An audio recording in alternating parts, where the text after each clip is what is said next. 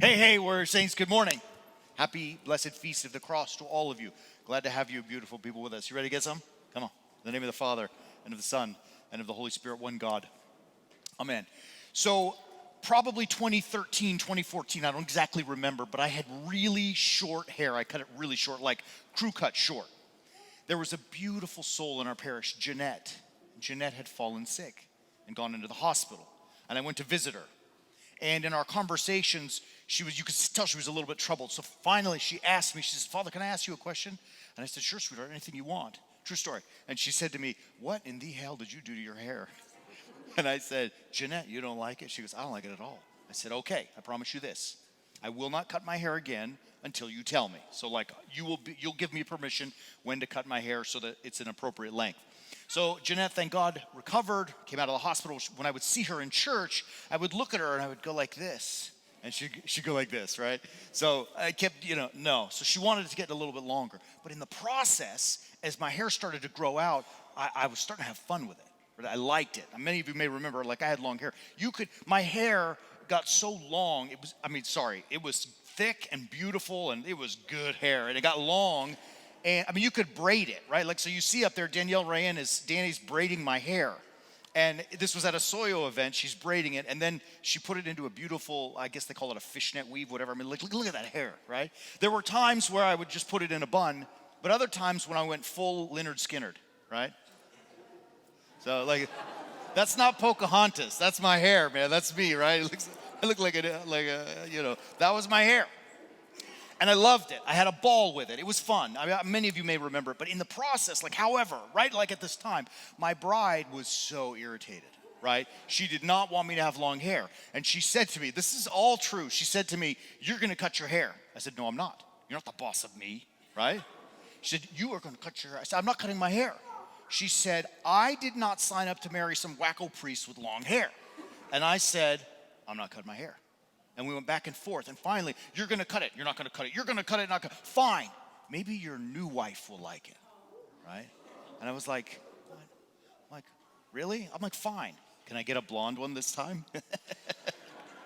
So it keeps going. This is all true. This is a real story. So she says to me, I know you like it, but I don't care. You're going to cut that hair. You are going to do what I said." I said, "I am not going to listen to you. You are not the boss of me. I'm not cutting my hair." So the next day at the barbershop, there was, sad Father Chris as all that hair came off. And then there's you could see 13 inches they cut. They took this big chunk of my hair and we sent it to Locks of Love. And somewhere in this world, God willing, someone is wearing that beautiful hair. Not I, right? When we talk about our series on the 10 Commandments, today we arrive at number 7. It's hard. This is a hard conversation today, but stay with me all the way to the end and you will see a powerful message of hope, especially for some of us that have struggled with this particular sin. "Thou shalt not commit adultery," right? It seems commonplace that we would know that we should not commit adultery. It seems commonplace. And adultery as defined, let's just define it. We all know what it is. I'm going to try to be careful with my words especially for our little people. But to have intimate relations outside the sanctity of marriage, right? That's how we basically define adultery. And I believe that that's how God defines it in Exodus chapter 20, which you saw verse 14, "You shall not commit adultery." And it should be common knowledge that we just don't do that stuff. However, it's not common knowledge any longer. Because in the world in which we live, adultery is no longer taboo. It has become socially acceptable, right? It's acceptable in society today that happens. And not only that, it has become a social norm where it's almost anticipated or expected that when we get married, one of the two is going to step out and, have those intimate relations somewhere else. Excuse me. And it has become so bizarre as I read and look around at people and things that we see in the world. It's twisted, it's distorted, it's idolatrous, right? People are inviting other people into relationships, into their bedroom together, or they allow, even you've heard this before, some spouses to have, just in order to satisfy all their needs, friends with benefits, right? You've heard that stuff before. And this has become a socially acceptable idea, and yet it's not. And we all know that in our core, that is not acceptable at all. In fact, God has put it pretty clear. God is amazing, but I mean, obviously, but he's really ferocious with this particular one. He says in Ezekiel that adultery is akin to idolatry, right? To worshiping another god. Here you see it, blood is upon their hands because they have committed adultery. Their idols they have committed adultery with, right? They have committed adultery with, it's worshiping something else, putting our minds, our hearts where they do not belong at the cost of where they do belong. Does that make sense? This is why God is so ferocious, and it's included in this list of the 10 commandments. More than all of that, like adultery is not just a prohibition against, stepping outside of your marriage bed, but many things happen when we do this. There are bad things, obviously, that happen when we do this. And the first is that we gave our word, brother, when you got married, right? You still, look, in the Orthodox Church, you stand before me right here, and I ask you a question before we start, right? Before we begin the very first sentence of the wedding, the bride and the groom are asked one question. Have you, listen, of a good, free, and unconstrained will and a firm intention to take unto yourself this other person as your spouse? And if they don't say to me, I have made that decision, I will not proceed with the sacrament. You understand that? You gave your word that you would honor and love one another, right? And that you would maintain that sanctity, which we'll talk about in just a moment, in the marriage bed. You gave your word. And you didn't just give your word to your best man and your maid of honor, nor to the people in the church, nor to the priest, but to God. And so the first trouble, if you will, with adultery is that we have broken that word. Now the second thing, it's even more powerful. And that is that when you do this, you crush another human being. We are called as warrior saints to be crucifixional and to sacrifice our lives for the sake of another person. That first person should be your husband or your wife. And you crush that. Like I've been asking a lot, throughout my past few years of ministry, men and women, why would that be so devastating? And the women say to me always the same thing, you gave your word and you're not supposed to do that and all that. But the big one is that it makes me feel like I'm not good enough, right? That somehow the fella needed to go somewhere else to meet all of the needs that he had. She wasn't good enough. And likewise, ladies, the men feel like when that happens, they feel like an inadequate lover. Like the lady needed to go somewhere else to satisfy all that she needed, right? And this person is devastated and crushed, as we're going to see by the end of the sermon, not insurmountable, but we're going to get there, right? But it is devastating to another person. That betrayal and that abandonment that's the hardest part of that sin. Not what we did if we had committed adultery, but the harm we did to the other person. And lastly, here's the point of it. Here's why God's interested in it in the first place. Because if adultery is just about physical intimacy, what's the big deal if that's all that it's about? But when we are physically intimate with another person, right, in the marital bed, you are completely naked before another person. And I do not just mean physically without clothing, right? Though that's obviously part of it. But you expose who you are, the depths of your soul, the very core of your being, right? Your desires, your goals, your fears, your hopes, and your dreams. And you allow the risk of exposing that before another person who at the same time also should be exposing themselves and risking their safety for you. And that core, that essence of who you are that you share so intimately with another person is not, I used the word earlier, it is not some trite little tawdry thing. It's you at your very depth. It is sprinkled with a divine spark of God. That you matters. It's important. It's unique. And it's not like a pen you use at the doctor's office that everyone comes and grabs and handles left and right. It is unique and special. And for us to flaunt that all over the world with multiple people is to betray the beauty of that divine gift that God has given to each and every one of us, right? The marital bed is sacred. Not just because it is some prohibition, like that God decided to stick men with only one woman for their life somehow as a punishment. That's funny. But it's to say that, yeah, some goddess. That's to say what? We love our girls, by the way. We do, right? All right. It's to say the marital bed is sacred, and we have the responsibility to preserve it, right? That is our job, to preserve that sanctity. Because you will find, and here's the beautiful part about it. I'll end, this half of the sermon with this. Look, I say it at every single wedding, that if this person, the groom, and this person, the bride, live crucifixionally, sacrificing themselves for the other, they will not have a good marriage. They will have a great marriage, right? And in that sanctity of that most sacred space, the marital bed, there will be that free sharing, that unafraid sharing, that unafraid risking of self with another person who likewise does the same at the same time.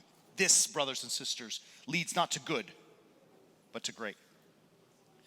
I want you all to pursue that in your marriages right now. No matter where you are, how close, how in love, or how estranged you may be. Today is the moment. We're going to see at the end in our third practical point how we do that. But there are things before we get there that are prohibiting, that are blocking us from that. Like there are things that may prohibit us from keeping and preserving the sanctity of that intimate relationship. And the first is that marriage is hard. And as I joked about earlier, look, there's a polarity between men and women, right? It's hard work because you're with someone who doesn't think like you, who's not programmed like you, who's not built like you, right? It's such a challenge. And in time, we may also, in some sense, get comfortable, which leads sometimes to boredom that goes with it. How do we overcome that kind of stuff? We'll see. And the second part of it is shame.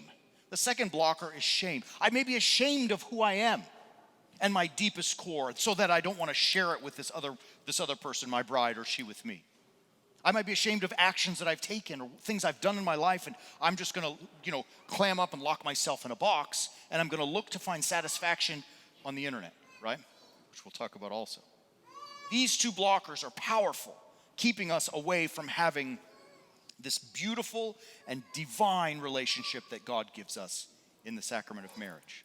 So to overcome these two blockers, today, as I said, I'm going to give you three practical points. And the first is to embrace the polarity, right? Embrace the polarity. I know that the world wants to tell us that men and women are interchangeable, like with this whole movement about, not equality, because men and women are equal in the eyes of the state. But we're not the same.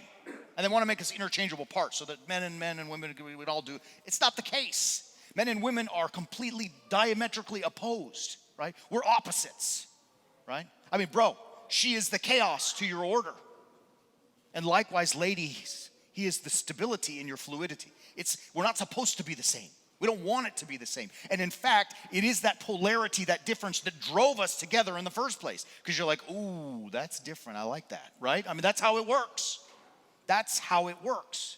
But in time, we get lazy and we become comfortable because, I can't tell you how I hear it all the time. Like our gals come to me, I'm going to change him, but he didn't change. Are you kidding? He's a man. He's a brick. He's not going to change, right? And likewise, the guy's like, I wanted her to be like, when we got married, but she changed. Dude, that was 27 years ago. You got married when she was 23 years old. What do you expect, right? And so we get bored on that polarity. And it's more comfortable to just fall and default into my own needs and my own stuff. And you stop embracing that otherness, that holy otherness of the person. And we become bored with it. Remember, brothers and sisters, that challenge is glorious and magnificent. It is hard. Marriage is hard. Everyone who's married knows that it's hard. But it is that men and women are two halves of one greater whole. Do your part. And maybe you use this moment, this morning, as a reigniting of your passion for the polarity of the other person. Go chase her otherness. And ladies, go chase his otherness, right? Find that polarity and embrace it. You were designed by him for that very purpose, right? Number 2. So we pop on our screens. Where's our second practical point? You better stop using porn. For God's sakes, you better stop. And don't look at me and get all uncomfortable. Ooh, the priest talked about. Look, the pornography industry is a $20 billion annual enterprise in this globe. So don't tell me you're not using it, right? Somewhere, somebody's giving them $20 billion a year. And the problem with this, it's not just, again, like I'm watching, dirty pictures or videos and, stimulating my mind or whatever else. It's like it creates a rift in that relationship. And look, forget COVID. That's an epidemic. That's the true pandemic, right? Because, look, people are addicted to it, right? So much so that there are support groups and help groups and like AA meetings for this kind of stuff. But when you embrace this stuff, you sit like, very often too, the fellas say to me like, oh, Father, it's not that bad. I just looked at some dirty pictures. Really? You don't think it's that bad? You think Jesus had something to say about it? He tells us in the Gospel of Matthew chapter 5, you have heard that it was said, you shall not commit adultery. He's quoting Exodus chapter 20. But he goes further and says, but I say to you that everyone who looks at someone with lust in their heart has already committed adultery. So what God is saying is when you watch that stuff, you are doing adulterous things even if you are not doing them physically with another human being, right? So God takes it seriously. You may not choose to. That's up to you and that's between you and him. But he takes it very seriously, right? And so I don't know how you do it. I don't use it, so I don't know the hook for it. But for those who struggle from it, you got to figure it out and stop it right now, today, right? Join a group, block your computer, whatever it takes. You have to stop that right now. You objectify another human being when you watch that stuff, and then worse, you try to bring that freaky, crazy stuff into your own marriage bed, which will do nothing but defile it. And last, and this is the most important thing that I want to say to all of us today, because I know that there has to be in this church right now with us people who have committed the sin of adultery. There's got to be people here who have done that, right? I mean, just statistically. And it may be hard on us, especially as we're trying to amend our life and move closer to God and to really become the warrior saint that we're supposed to be. We say like, how wretched am I? How bad am I that I have done this, right? Like, and that I'm no longer worthy and God should expel me and cast me out and all of the rest of that kind of stuff. But the truth of the matter, brothers and sisters, is this, that no matter what sin we have ever committed, they do not define us, right? Unless you choose to let them. Do not let your sin define you. If you have committed a sin, you don't call yourself by that, right? So if someone has committed adultery, we don't call them, well, I'm an adulterer. Okay, you can do that and it's going to crush you. Or you can say, yes, I committed that sin. I confessed it in confession and I have stood up and moved forward. Now here's the best part of it, is that God not only is open to that, he is craving that. Do you understand it? When we have, and it's not just about adultery at this point, it's about any sin. When we have committed a sin and we are ready to return to God, God is thrilled, right? There's a beautiful saying in the gospel that says Jesus is duking it out with the Pharisees. They're always on his case. And he says at one point, he's like, there is much more rejoicing in heaven over one sinner who repents and comes home than over 99 people who never sinned. Let's hear that again. Heaven and the angels and the Lord rejoice when someone makes that turn like the prodigal son and come back to the Father. Even more joy than if there were 99 people who never did commit a sin. You see it. So what God is saying in that point is like, look, all right, I got it. Brother, sister, I got it. You fell, you're a sinner. But I love you. And you do not have to allow yourself or condemn yourself to define yourself by the sin or sins you may have committed. I will forgive you, says the Lord. I will restore you and make you whole again, make you perfect like you were from the beginning. And if you are willing to set that heavy burden of your actions aside and start to live the life of the cross, to be crucifixional in your own lives, you will find that peace and that joy, and you will find the ability to forgive yourself, right? That's powerful. That's powerful. As we said before, each and every person is given a divine spark and is unique. And yes, we taint that uniqueness with our sins and our actions. We all do. But God is willing to say, I love you and I will forgive you. Just get back up and let's get after it some more. That's a powerful and beautiful message. And you know what I want to say to any of us, all of us, whatever sins. Look, we're not just picking on one sin today. This just happened to be commandment number 7. But all of us, we should be thinking in those terms that this is an opportunity for us, this very day, this beautiful day that we celebrate the cross in the life of the church, to stand up. Come on, Gina. It's time to get some, right? Let's stand up, putting behind us whatever sin we have, knowing and trusting in God's power his ability to forgive, to embrace, so that we might become exactly what we're called to be, warrior saints. I love you guys. Give it that effort. Put the porn away. Embrace the polarity of marriage. Forgive yourselves as God has. And let's get some. God bless and keep you.